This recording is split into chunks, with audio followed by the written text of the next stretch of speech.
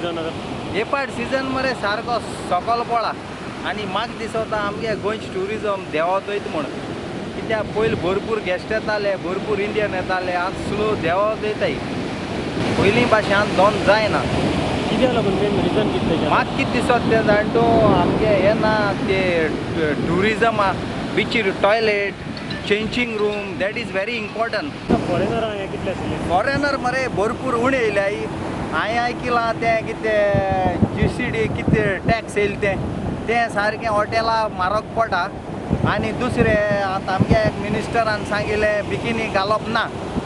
बिकिनीक बंद एश केलें म्हूण आनी गेस्टां भरपूर बेजार जालीं without bikini how they will go in the C bikini is important for them कळ्ळें तुका सो पुलीस येताय बिकिनी गायल्यार फायन एक सोऱ्या बॉटल घेवन धोयऱ्याक पासोय मान वायना बॉटल मान पासोय मान पिल्यार फायन हेसो तेंक हॅरेसमेंट नाका we are there to support our government but हेसो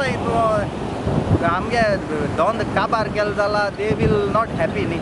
So, as a hotelier from Goa, the drop in tourism is drastic, and if things like this continue,